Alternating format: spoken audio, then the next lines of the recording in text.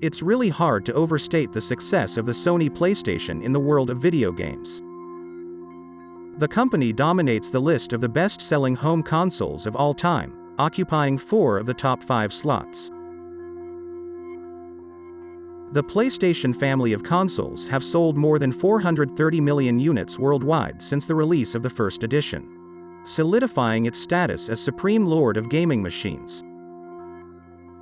But how did a company that wasn't even considered a legitimate rival come to be so successful as to throw its competitors into non-existence? Stick around to find out.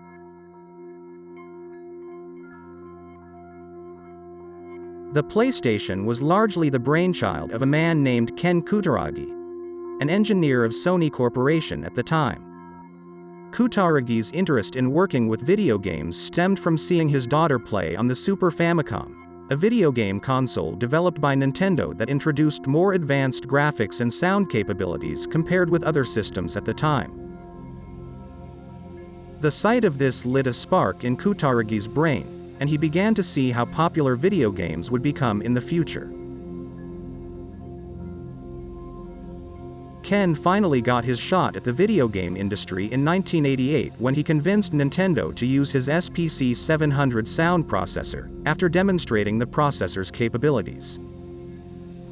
At that time, for many years, Nintendo was number one in the gaming industry with its own set of consoles such as the Nintendo Entertainment System, the Nintendo Super Famicom and the Nintendo Game Boy, among others. They were thought of as the only video game manufacturer with a product dedicated to great gaming. Ken Kutaragi was nearly sacked by Sony because he was originally working with Nintendo on the side without Sony's knowledge. But Sony president Mr. Norio Oga recognized the potential in Kutaragi's sound chip and saved his job. Sony went ahead and partnered with Nintendo to create the sound chip. The partnership was so successful that in 1991, Sony and Nintendo collaborated on another project, but this time it was on a disc-based version of the Nintendo Famicom. Sony's initial idea wasn't to create a console of their own but to co-develop a machine alongside one of the two biggest gaming giants, Nintendo and SEGA. Doing so would help Sony obtain a foothold in the rapidly expanding video game market and make them the world's largest supplier of video game hardware.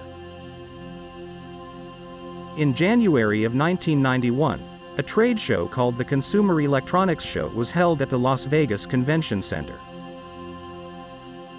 It was at this trade show that Sony revealed the new version of the Nintendo Super Famicom, which included a built-in CD-ROM drive. The machine would be the world's first hybrid console, called the PlayStation, featuring a Super Nintendo cartridge slot on one side and a CD drive on the other, with both formats available to game developers. However, a day after the announcement of the Nintendo PlayStation, Nintendo announced that it would be breaking its partnership with Sony due to disagreements over how the revenue would be shared among the two companies. The Nintendo PlayStation was never released and only 200 of the prototype machines were ever created. Following the termination of the contract, Nintendo partnered with Philips instead and created a gaming platform for the CDI, which was initially a home entertainment system. Unfortunately, the console didn't manage to find enough success in the market, and was abandoned by Philips in 1996.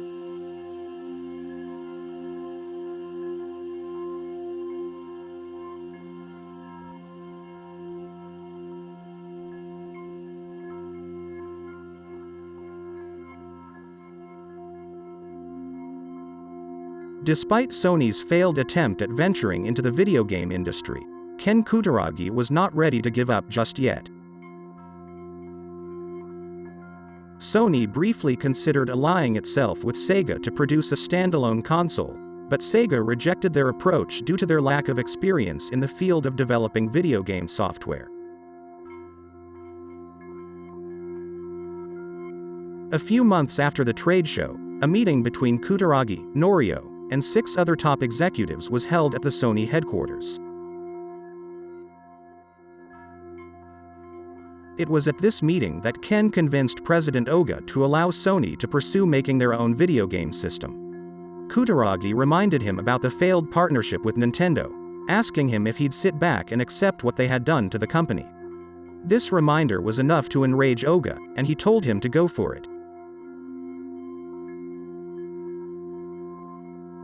Many within Sony were still opposed to its involvement in the video game industry, with some resenting Kutaragi for jeopardizing the company as they feared that the brand would be tarnished by connecting it with the console which they considered to be a toy. Nonetheless, the president of Sony decided to proceed with the development.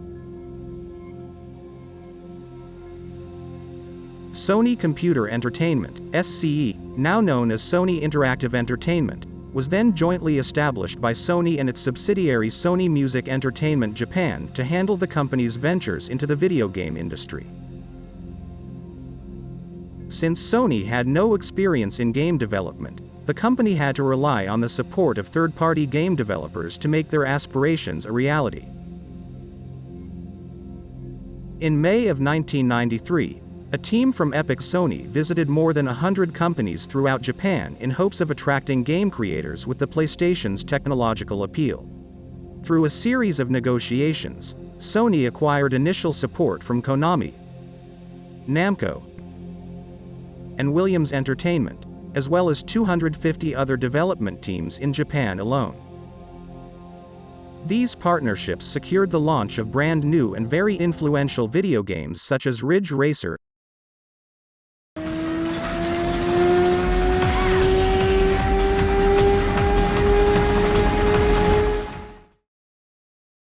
and Mortal Kombat 3.